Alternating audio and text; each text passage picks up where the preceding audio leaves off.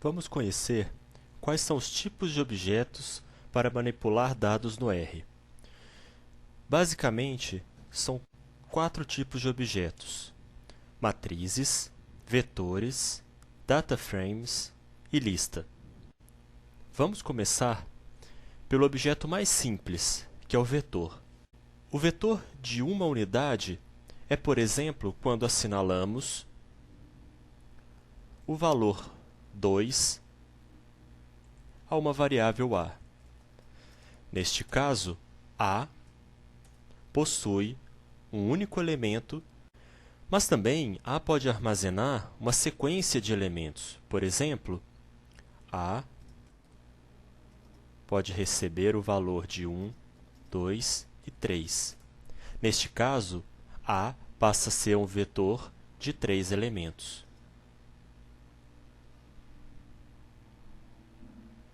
Vamos criar dois vetores. Um vetor idade, que vai receber os elementos 2, 4 e 3. E o vetor experiência, que vai receber os valores 1, 5 e 7.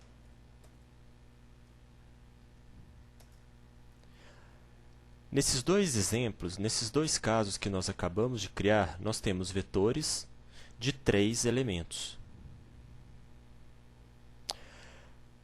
Uma das propriedades dos vetores é o comprimento. Então, por exemplo, esses vetores que nós acabamos de criar possuem comprimento 3. Esta propriedade é extraída através da função length. Então, por exemplo, length de idade, 3. Length de experiência, também 3.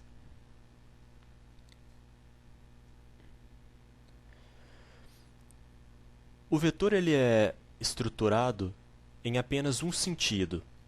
Quando os dados passam a ser estruturados em dois sentidos, ou seja, no espaço bidimensional, nós temos as matrizes.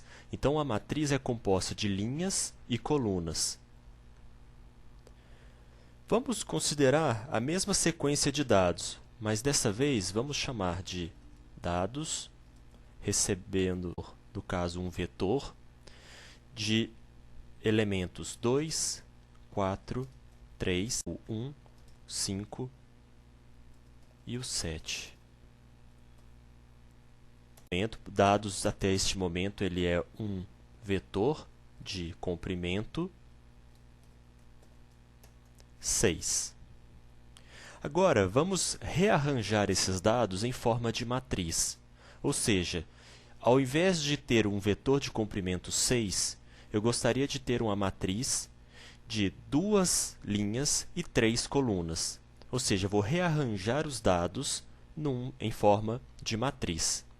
Para isso, então, posso, por exemplo, chamar a função matriz, pedir para que faça uma matriz baseada nos dados que eu acabei de informar, pedir que o número de linhas seja igual a 2 e o número de colunas seja igual a 3. O último parâmetro importante é o by-row. Se by-row for verdadeiro, ou seja, true, o primeiro ele vai preencher as linhas, ou seja, a primeira linha de 3 colunas vão ser equivalentes aos valores 2, 4 e 3, e em seguida ele preenche a segunda linha, com os valores 1, 5 e 7. Se eu peço by-row como falso, então ele vai preencher primeiro as colunas e depois as linhas. Então, por exemplo, a primeira coluna, que possui 2 linhas, será 2 e 4. A segunda coluna com 2 linhas, 3 e 1. A terceira coluna com 2 linhas, 5 e 7. Então, neste caso, rodando,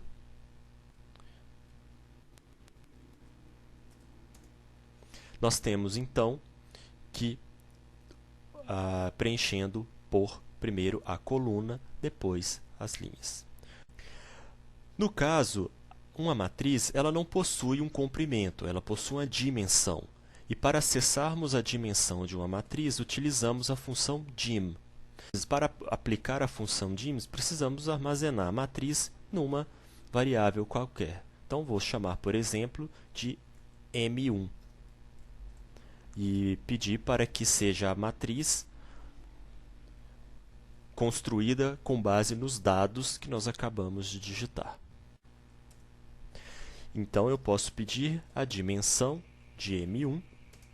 Então, nós temos sempre a primeira dimensão das linhas, o número de linhas, e a segunda dimensão de colunas, como sendo 3 colunas. A partir de uma matriz, nós podemos acessar diferentes elementos através dos colchetes. Então, por exemplo, M1, 1,1 significa que eu estou pedindo para acessar o elemento da linha 1 e coluna 1. Neste caso, é o valor 2. Então, ao processar este comando, ele me retorna o 2. Eu posso pedir também, por exemplo, para acessar os elementos da linha 1 sem especificar a coluna. Então, nesse caso, vai me retornar os valores 2, 3 e 5. Da mesma forma, eu posso pedir para acessar um valor, uma determinada coluna, sem determinar qual a linha. Então, neste caso, retorna todos os elementos da coluna 2. Podemos estabelecer uma dimensão. Por exemplo, gostaria de retornar a linha 1 das colunas 1 a 2. Então, utilizamos a notação de 2 pontos. Então, temos o elemento 2 e 3. E desta forma, podemos acessar qualquer elemento ou qualquer parte da matriz, simplesmente definindo qual é o intervalo que deve ser buscado dentro da matriz, através dos colchetes, onde o primeiro elemento indica a linha e o segundo elemento indica a coluna. Nosso próximo objeto são os data frames. Os data frames, eles são combinações de vetores de igual dimensão, que é o que nós tratamos geralmente nas planilhas eletrônicas, né? Onde eu tenho colunas que representam variáveis e linhas que representam observações. Por exemplo, podemos acessar um data frame que já vem carregado no R, que chama mtcars. Podemos pedir, por exemplo, para exibir este data frame. Ele é um conjunto de observações de carros, onde eu tenho inúmeras variáveis que descrevem cada um dos modelos que apresentam neste data frame. Então, a gente observa que os dados estão dispostos em colunas, onde cada coluna segue uma propriedade, né, indica uma determinada variável, e linhas correspondendo aos modelos, ou seja, às nossas observações. Os data frames, eles podem ser criados a partir do comando data.frame ou diretamente do read.csv. No caso de estarmos importando uma planilha eletrônica de um outro software, por exemplo. As principais funções para acessarmos informações de um data frame, então nós vimos que para vetores podemos acessar as propriedades desse vetor através da função lang, que traz o comprimento do vetor. No caso das matrizes, nós podemos acessar a dimensão das matrizes através da função dim. Para os data frames, nós temos mais conjuntos de funções. Por exemplo, a função names, mtcars, que no caso é o data frame que nós estamos usando como exemplo. Então, eu tenho os nomes das colunas desse data frame. Posso pedir, por exemplo, um summary do mtcars e ele me apresenta um resumo estatístico de cada coluna contida no meu data frame. Para inspecionar as primeiras linhas do meu data frame, eu posso utilizar a função head. No caso, então, como default, as 6 primeiras linhas do meu data frame é exibida. Para acessar as últimas linhas do meu data frame, eu uso a função tail. Então, as últimas linhas são exibidas.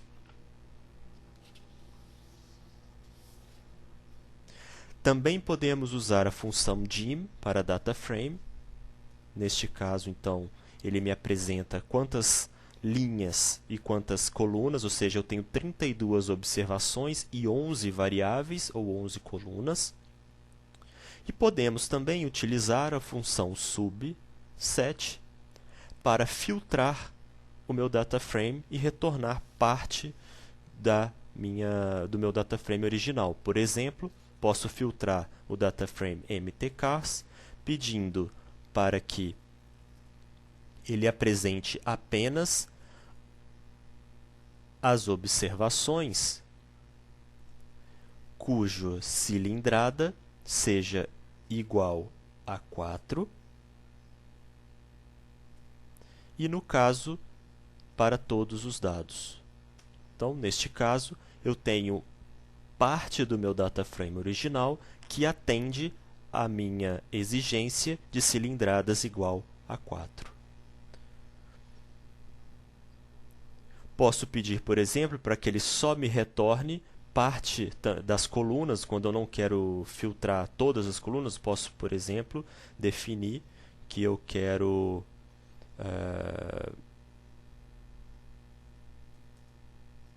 colunas de consumo de combustível e potência.